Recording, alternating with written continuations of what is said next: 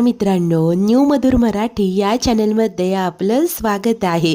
घरोघरी मातीच्या चुली या मालिकेच्या आजच्या एपिसोडमध्ये आता कोर्टात असताना ॲडव्होकेट देसाई मॅडम शर्वरीला प्रश्न करतात की तुमचं आणि राहुलचं काय नातं होतं. शरू मान खाली घालून गप्पच उभी राहते. तेव्हा या देसाई मॅडम सांगू लागतात की मी सांगते, यांचं आणि राहुलचं अफेअर होतं. आय एम सॉरी, होतं नाही तर आहे. आणि होय, चोरी केलेले पैसे घेऊन यांना राहुलसोबत अमेरिकेला पळून जायचं होतं. हेच सगळं विक्रांतला कळालं. त्यांनी येऊन शर्वरी यांना जाब विचारला. आता विक्रांत यांच्या वाटेतला काटा झाला होता. हाच काटा यांनी बाजूला केला. स्वतःच्याच नवऱ्याचा निर्घृणपणे खून करणाऱ्या या शर्वरी यांना कठोरातली कठोर शिक्षा देण्यात यावी अशी मागणी त्या कोर्टाकडे करतात आणि आता त्यांची बाजू मांडतात. इकडे सर्वांनाच खूप टेन्शन आलेलं असतं. जानकी, सौमित्र, अवंतिका तिघेही आता जीव मुठीत धरून बसलेले असतात. त्याच वेळेला इकडे घरी ऐश्वर्या सुमित्रेच्या रूममधनं बाहेर येते आणि बोलत असते की जानकीने मला किती मोठी जबाबदारी दिली आहे आईंना सांभाळण्याची. आई आता किती प्रश्न विचारतात. कसं बसं मी त्यांना समजावलंय. बरं झालं औषधं घेऊन झोपल्यात त्या. आता ती जरा रिलॅक्स होतच असते आणि इतक्यात अचानकपणे मागणे येते ओवी. ओवीला असं पाहताच ऐश्वर्या ही खूप खुश होते. ओवी देखील आनंदाने तिला भेटते. त्यानंतर ऐश्वर्या विचारते की पिल्लू, अगं कधी आलीस तू? कसं झालं तुझं समर कॅम्प? एक्सायटेड असलेली ओवी सांगत असते की खूप छान, आम्ही स्विमिंग केली, हॉर्स रायडिंग केली. बरं मला सांग ना, आई कुठे आहे? आता ऐश्वर्या गप्प होते आणि नंतर तिला समजावत सांगते की आई ना जरा बाहेर गेली आहे. पुढे ओवी म्हणते की पणजी आजी. ऐश्वर्या सांगते की अगं काय झालं, तू गेल्यानंतर त्यांना करमलंच नाही, त्या गेल्यात ग इथून. त्यानंतर ही ओवी आता शरूबद्दल विचारते. तेव्हा ऐश्वर्या सांगते की काय गं, तुला काय सगळ्यांना एकाच वेळेला भेटायचं आहे का? हे बघ, तू नंतर भेट, आधी तू फ्रेश हो, काहीतरी खाऊन घे. काय करू तुझ्यासाठी खायला? तेव्हा ओवी आता तिच्याकडे नूडल्स मागते. ऐश्वर्या सुरुवातीला नकार देते, परंतु ओवी खूपच हट्ट धरते. तेव्हा अखेर ही ऐश्वर्या तयार होते आणि हसूनच तिला सांगते की जा तू फ्रेश हो, मी नूडल्स करते. आणि तसंही नूडल्स पोळी भाजीपेक्षा सोपे आहेत असं बोलून ती आता किचनकडे येते. आता ऐश्वर्याला काही नूडल्स करता येत नसतात. मागच्या वेळेसारखी फजिती व्हायला नको असा विचार ती करत असते आणि तिला इतक्यात आठवण येते की घरात इन्स्टंट नूडल आहेत. ऐश्वर्या लगेच डब्यातनं इन्स्टंट नूडल बाहेर काढते आणि तिने आता लगेच हे नूडल्स बनवलेले असतात. खूप खुश होते आणि आता ओवीला आवाज देते. त्याच वेळेस इकडे कोर्टात आता अवंतिका उठते आणि ॲडव्होकेट देसाईंना बोलते की तुम्हाला सरळ स्टेटमेंट पास करण्यात खूपच इंटरेस्ट दिसतोय. अहो जरा पेशन्स ठेवा. जर असं आपणच स्टेटमेंट पास करत असलो तर मग कोर्टाची काही गरजच उरली नसती. त्यानंतर इकडे आता जज मात्र शर्वरीला प्रश्न करतात की तुमचं काय म्हणणं आहे, गिल्टी ऑर नॉट गिल्टी? तेव्हा शर्वरी सांगते की नॉट गिल्टी. त्यानंतर जज अवंतिकाला म्हणतात की आता तुम्ही तुमच्या अशिलाची बाजू मांडा, तुमच्याकडे जे असतील ते सगळे पुरावे सादर करा. तेव्हा आता अवंतिका बोलू लागते की मी लॉर्ड, शर्वरी यांच्याकडे खून करण्याचा मोटिव्ह होता हे मला मान्य आहे. तिचं आणि राहुलचं अफेअर होतं हेही मान्य आहे, म्हणून तिनेच खून केलाय हे मात्र चूक आहे. तेव्हा ॲडव्होकेट देसाई मॅडम तिला सांगतात की मर्डर वेपनवर शर्वरी यांच्या हाताचे ठसे आहेत. ते ठसे शर्वरी यांचे नाही आहेत हे तुम्ही कसं सिद्ध करू शकता? तेव्हा अवंतिका बोलते की हो, मी सिद्ध करू शकते. आणि इतक्यात तिला ठसका लागतो. इकडे सौमित्रचा जीव कासावीस होत असतो. तेव्हाच ॲडव्होकेट देसाई म्हणतात की एक मिनिट आणि त्या आता इकडे अवंतीला पाण्याचा ग्लास आणून देतात. अवंती मात्र ग्लास हातात घेताना रुमाल वापरते आणि कोर्टात सांगत असते की मी लॉर्ड, आता या ग्लासवर ॲडव्होकेट देसाई यांच्या हाताचे ठसे आहेत. समजा जर का मी या पाण्यात विष मिसळलं आणि कुणाला हे पाणी प्यायला दिलं तर याचा अर्थ असाच होतो ना की त्या व्यक्तीचा खून देसाई यांनी केला, कारण यावर तर त्यांच्या बोटाचे ठसे आहेत. तेव्हा आता देसाई कन्फ्यूज होतात आणि म्हणतात की हे असं कसं बोलू शकता तुम्ही? तेव्हा आता अवंतिका सांगते की हे सगळं करून मला कोर्टात हेच सिद्ध करायचं आहे की या अशाच पद्धतीने कोणीतरी माझ्या अशिलाला फसवलं असू शकतं. इथे अवंतिकाने आता स्मार्ट मूव्ह घेतलेलं असतं. सौमीला देखील तिचं कौतुकच वाटत असतं. तेव्हाच ॲडव्होकेट देसाई अवंतीला प्रश्न करतात की कोणी यांना का फसवेल असं तुम्हाला का वाटतंय? तेव्हा अवंतिका समजावू लागते की क्लिअर आहे. समजा फॉर अ मिनिट आपण हे गृहीत धरूया की शर्वरी यांनीच विक्रांतचा खून केला असेल. पण मग खून करून त्या बॉडी त्यांच्याच घराच्या बागेत का पुरतील? आणि हो, एवढंच नाही तर ज्या वेपनने खून केला ते वेपन देखील तिथेच का सोडतील? कारण जो खुनी असतो तो सर्वात आधी पुरावे नष्ट करण्याचा प्रयत्न करतो. याचाच अर्थ असा होतो की कोणीतरी माझ्या अशिलाला या सगळ्यात अडकवतंय. ते ऐकून ॲडव्होकेट देसाई मॅडम जज साहेबांना सांगत असतात की ॲडव्होकेट अवंतिका यांनी जे मुद्दे मांडले ते लॉजिकली योग्यच आहे, परंतु असंही होऊ शकतं की हाताच्या ठशांवरनं कोर्टात मुद्दा येईल आणि त्यातून आपली सहज सुटका होईल. याचा देखील विचार शर्वरी यांनी केलेला असू शकतो, कारण त्या तेवढ्या चलाक आहेत. इकडे शर्वरीची मात्र घालमेल होत असते. तर तेव्हाच जज सांगतात की ॲडव्होकेट देसाई आणि ॲडव्होकेट अवंतिका, तुम्ही कोर्टात जे मुद्दे मांडताय ते फक्त शक्यतांवर आधारित आहे, त्यामुळे कोर्टासमोर एखादा ठोस पुरावा सादर करा. आता पुरावे गोळा करण्यासाठी पुढच्या तारखेपर्यंतचा वेळ दिला जातो आणि आत्ताची कोर्टाची कारवाई स्थगित होते. जज तिथून निघून जातात.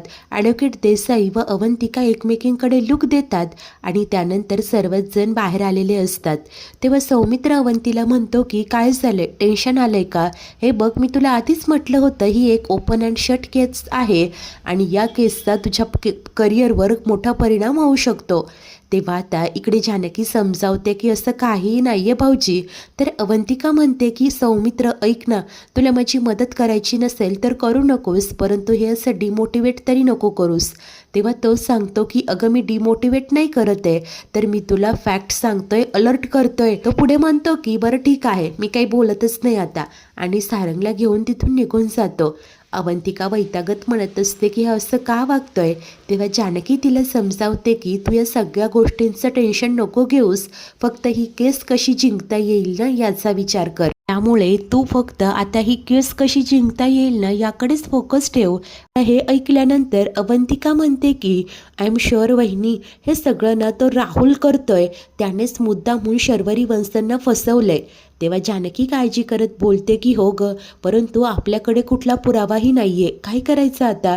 तेव्हाच अवंतिकाला आठवतं आणि ती जानकीला सांगते की बहिणी, दादा तर बेंगलोरला गेलेत ना, तिथे या राहुलबद्दल नक्कीच काहीतरी माहिती मिळू शकते, तुम्ही दादांना फोन करा ना. जानकीही होकार देते आणि लगेच ऋषीला कॉल करते. फोनवरती त्याला सांगत असते की ऋषिकेश, आज हिअरिंगचा पहिला दिवस होता, काळजी करू नका, इथे सगळं ठीक आहे, तुम्ही पोहोचलात ना, तुमच्याकडे एक काम होतं, त्या राहुलबद्दल माहिती काढायची होती, जमेल का? तेव्हा ऋषीही सांगतो की होय, आजच कळवतो. आता जानकी ठीक आहे सांगून फोन कट करते आणि अवंतिकाला म्हणते की आज संध्याकाळपर्यंतच ते आपल्याला कळवतील. आणि दोघीही आता आशेने पाहत असतात. त्यानंतर घराकडे निघतात. त्याच वेळेला इकडे घरी ओवी आता मस्तपैकी नूडल्स खात असते. ऐश्वर्या विचारते की कसे झालेत? ती सांगते की खूप मस्त. पुढे ऐश्वर्या म्हणते की तिथे कॅम्पमध्ये काय काय खायला मिळायचं ग? तेव्हा ती बोलते की खूप टेस्टी असायचं. आणि इतक्यात अवंतिका आणि जानकी परत येतात. आता जानकीला पाहताच ओवी खुश होऊन आई असं म्हणत तिला येऊन मिठी मारते. ओवीला पाहताच जानकी देखील खूप खुश होते. आनंदाने विचारत असते की ओवी, अगं तू कधी आलीस? ओवी मात्र तिला सांगत असते की आई, मी तिथे समर कॅम्पमध्ये ना तुला खूप खूप खूप मिस केलं. आई तू कशी आहेस? तेव्हा जानकी सांगते की मी देखील आनंदात आहे ग. आणि आता जानकीला खरं तर मनातनं काळजी वाटत असते की ओवी तर घरी आली आहे, परंतु घरात जे काही सुरू आहे ते तिच्यापासून कसं लपवायचं, तिच्या प्रश्नांची उत्तरं कशी द्यायची, या सगळ्याचा तिच्या बालमनावर परिणाम व्हायला नको. आता तेव्हाच ओवी तिचा चेहरा पाहते आणि बोलते की काय गाई, मी इतक्या दिवसानंतर आले, तुला आनंद नाही का ग झाला? तेव्हा जानकी सांगते की नाही अगं, झालाय ना आनंद, खूप आनंद झालाय, मला सांगितलं नाहीस तू कधी आलीस ते. तेव्हा ओवी सांगते की हे काय, थोडाच वेळ झाला आणि मला ऐश्वर्या आंटीने नूडल्स देखील करून दिले. तेव्हा आता जानकी बोलते की अरे वा, कोणीतरी खूप लाड करून घेतले वाटतं ऐश्वर्या आंटीकडनं. त्यानंतर आता जानकी तिला सांगत असते की हे बघ, तुझं खाऊन झालंय ना, तू जाऊन जरा वेळ आराम कर. ऐश्वर्या देखील हेच बोलते, परंतु ओवी ऐकायलाच तयार नसते. ती म्हणते की नाही, मला ना तुमच्यासोबत टाईम स्पेंड करायचा आहे. तेव्हा अखेर जानकी बोलते की हो का, आणि आता ती ओवीला घेऊन बसते. ऐश्वर्या आणि अवंतिकाही तिथेच असतात. ओवी त्यांच्याशी गप्पा मारत असते. जानकीला मात्र मनातनं आता केसचंच टेन्शन आलेलं असतं. ऐश्वर्या देखील त्यांच्याकडे पाहते आणि मनाशी विचार करते की या दोघी तर घरी आल्या, पण सारंग आणि सौमित्र कुठे राहिले. आता तेव्हाच इकडे सारंग आणि सौमी मात्र एका चहाच्या टपरीवर आलेले असतात. तेव्हा सौमी मात्र म्हणत असतो की अवंतिका फक्त इन्सल्ट करून घ्यायला ही केस लढते, बाकी काही नाही. तेव्हा इकडे आता सारंग त्याला समजावत असतो की अरे अवंतिका वहिनी घरासाठी, शरुताईसाठी, आईसाठी ही केस लढताय. मुळात जी गोष्ट तू करायला हवी होतीस ना ती गोष्ट त्या करताय. प्रेग्नंट असून देखील ही केस लढताय. तेव्हा सौमित्र उत्तर देतो की मी ही केस का लढत नाहीये ते आधीच सांगितलं होतं तुम्हाला. तेव्हा सारंग म्हणतो की हो, परंतु अवंतिका वहिनी ही केस लढताय. तू जे करायला हवं ते त्या करताय. तू त्यांच्याशी असं वागतोय, मला नाही पटलं दादा. तू मात्र अवंतिका वहिनीशी कसं वागतोय दादा, मला नाही आवडलं हे. ते ऐकून सौमित्र वैतागात म्हणतो की हे बघ सारंग, एकतर आधीच मला वहिनीचं लेक्चर ऐकून कंटाळा आलाय, त्यात तू मला आणखी अक्कल शिकवतोय. आणि काय रे, तू कसं वागतोस तुझ्या बायकोशी, आला मला सांगणारा, असं म्हणत त्याने सारंगला गप्पच केलेलं असतं. त्यानंतर आता रात्र झालेली असते. ऐश्वर्या, अवंतिका आणि जानकी तिघीही घराबाहेरच्या कॉरिडॉरमध्ये बोलत असतात. तेव्हा जानकी त्यांना सांगत असते की आता ओवी आली आहे, त्यामुळे आपण केसबद्दल काही डिस्कस करत असताना ती आजूबाजूला तर नाही आहे ना, याची सर्वात आधी आपल्याला खात्री करून घ्यावी लागेल, नाहीतर ती 100 प्रश्न विचारेल. त्यापेक्षा आपण इथेच येऊन बोलत जाऊया, म्हणजे काळजीचं काही कारणच नाही. तेव्हाच ऐश्वर्या सांगत असते की हो ना, एकतर आधीच आईने मला दिवसभर प्रश्न विचारून भंडावून सोडलं होतं. त्यानंतर अवंतिका बोलते की हे सगळं आपण मॅनेज करूच शकतो, परंतु मला सांगा आता पुढे काय स्टेप करायची आहे, पुढचं पाऊल काय असेल. तेव्हा जानकी सांगते की मला असं वाटतं आपण जाऊन सरळ त्या राहुलला भेटायला हवं. तेव्हाच ऐश्वर्या बोलते की हो, म्हणजे आपल्याला कळेल की त्याने आणि शर्वरीने मिळून विक्रांतला कसं मारलं ते. तेव्हा आता जानकी म्हणते की काय अगं, हे काय बोलते तू, आपल्याला शर्वरी वंशांना अडकवायचं नाहीये, तर त्यांना या सगळ्यातनं सोडवायचं आहे.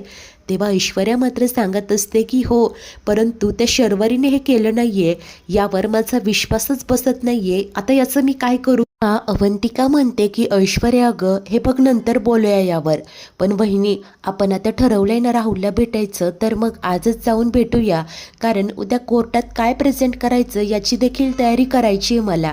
तेव्हा जानकी ही होकार देते आणि आत्ताच्या आत्ता त्या जाऊन राहुलला भेटणार असतात. त्याच वेळेस आता त्यानंतर काही वेळाने इकडे राहुल त्याच्या घरी मस्त चिप्स खात, ज्यूस पीत एन्जॉय करत बसलेलं असतं. इतक्यात डोअरवर नॉक होतं. तो येऊन दरवाजा उघडतो. तेव्हा त्याला समोर उभ्या दिसतात या रणदिवेंच्या 3 सुना. जानकी पुढे असते, ती स्माईल करत राहुलकडे पाहते. आता या तिघींना पाहताच राहुलच्या चेहऱ्यावरचे रंगच उडतात. त्यानंतर आता जानकी म्हणते की आत नाही बोलावणार का आम्हाला. तेव्हा अवंतिका सांगते की वहिनी अहो, त्याचा चेहरा पाहिलात का, तुम्हाला असं वाटतंय का तो आपल्याला आत बोलावेल, चला आपणच जाऊया. आणि तिघीही सरळ त्याच्या घरात घुसतात. राहुल मात्र चिप्स खात असतो. ते पाहता अवंतिका रागाने म्हणते की काय रे, काय माणूस आहेस तू, तिथे शर्वरी वंशांना जेलमध्ये अडकवलंय आणि इथे असं बसून चिप्स खाताना तुला लाज नाही का वाटत. तेव्हा राहुल तोंड वर करून उत्तर देतो की लाज काय आली त्यात, जर का मी काही केलंच नाहीये तर लाज काय वाटायची. एकतर या आधी देखील तुम्हीच पोलिसांना मला पकडायला लावलं होतं, माझी बदनामी केली तुम्ही मला नोकरी दिली म्हणून हे घर मी भाड्याने घेतलं होतं, परंतु तुम्ही मला नोकरीवरूनच काढून टाकलं. तेव्हा ऐश्वर्या म्हणते की काय रे, मग तुझी काय इच्छा आहे की तू आमच्या घरातील माणसाचा खून करायचा आणि आम्ही तुला नोकरीवर ठेवायचं. तेव्हा राहुल पुन्हा सांगत असतो की पण मी काही केलंच नाही आणि म्हणूनच तर पोलिसांनी मला सोडलंय ना. तेव्हा जानकी सांगते की असं फक्त तुला वाटतंय, पोलिसांकडे तुझ्या विरोधात पुरावे नाही आहेत, परंतु आम्हाला चांगलंच माहिती आहे तू काय केलंय आणि काय नाही ते. अरे तूच तर त्या हतोडीवर शर्वरी वंशांच्या हाताचे ठसे घेतले आणि त्याच हतोडीने विक्रांत भाऊजींना मारलं. तेव्हा हा राहुल सांगत असतो की माझ्यावर वाटेल ते आरोप करू नका नाहीतर तुमच्यावर अब्रू नुकसानीचा दावा ठोकेन. तेव्हाच ऐश्वर्या ओरडून त्याला गप्प करते आणि जास्त हुशारी करू नकोस म्हणून बजावते. तेव्हा राहुल बोलतं की काय मला धमकी देताय, आणि जर का आत्ताच्या आत्ता तुम्ही इथून गेला नाहीत ना तर मी पोलिसांना फोन करेल. तेव्हा ऐश्वर्या म्हणते की काय आता तू आम्हाला धमकी देतोयस का? अरे कशाला उगीच नाटकं करतोय? राहुल म्हणतो की थांबा करतोच मी फोन आणि तो मोबाईल हातात घेतो. तेव्हा ऐश्वर्या त्याला सुनावते की खरं तर आत्ता आमच्याकडे काही पुरावा नाही आहे म्हणून ही सगळी नाटकं सुरू आहेत तुझी. परंतु तुलाही ही गोष्ट चांगलीच माहिती आहे की तुझे हात किती दगडाखाली आहेत ते. हे बघ आत्ता आमच्याकडे पुरावे नाही आहेत पण पुढच्या वेळेला ठोस पुरावे घेऊनच येऊ आम्ही. त्यानंतर अवंतिका देखील सांगते की हो आणि जोपर्यंत या केसचा निकाल लागत नाही ना तोपर्यंत इथून पळून जाण्याची हिंमतही करायची नाही. तेव्हा राहुल सांगतो की जर का मी काही केलंच नाही आहे तर का पळून जाईन मी? आणि आता जर का तुम्हा तिघींचं झालं असेल तर प्लीज जा इथून, नाहीतर नाविलाजाने मला पोलिसांना फोन करावा लागेल. आणि हा राहुल या तिघींना आता बाहेरचा रस्ता दाखवत असतो. जानकी व ऐश्वर्या एकमेकींकडे पाहतात आणि तिथून जाणार असतात. मित्रांनो आजचा हा एपिसोड इथेच संपतो. तर पुढील भागात घरी आल्यानंतर जानकी सौमित्रेला म्हणत असते की मला माहिती आहे तुमच्या मनाविरुद्ध जाऊन अवंतिका ही केस लढते तुम्हाला अजिबात आवडलं नाहीये. अहो या सगळ्यात तिचा काय स्वार्थ असेल? त्यामुळे एक नवरा म्हणून तिच्या पाठीशी उभे राहा, एक वकील म्हणून तिला सजेशन द्या. तुमच्या या सजेशनचा ती नक्कीच विचार करेल. तेव्हा सौमित्र बोलतो की तू म्हणतेस म्हणून सांगतोय. माझं एक ऑब्झर्वेशन आहे, या घरात कोणीतरी घरचा भेदी आहे जो आपली सगळी इन्फॉर्मेशन जाऊन ॲडव्होकेट देसाईंना सांगतोय. हे ऐकून जानकी अवंतिका सर्वच जण विचारात पडतात. मित्रांनो आता सौमीच्या बोलण्याचा रोख ऐश्वर्याकडे असेल का? खरंच आता ही जी इन्फॉर्मेशन आहे पर्सनल इन्फॉर्मेशन ही ॲडव्होकेट देसाईंना नक्की कोणी जाऊन सांगितली असेल? हे राहुलचं काम असेल की इतर कुणाचं? आता शर्वरीच्या सुटकेचा काही मार्ग यांना दिसेल का? काही क्ल्यू आधी लागेल का? सगळा गुंता जानकी कसा सोडेल? बँगलोरवरनं राहुलबद्दल काही इन्फॉर्मेशन कळेल का? पाहणे खूप उत्सुकतेचे ठरेल. अशाच नवनवीन भागांच्या डेली अपडेट्ससाठी आपल्या न्यू मधुर मराठी या चॅनलला नक्की नक्की नक्की सबस्क्राईब करा. धन्यवाद.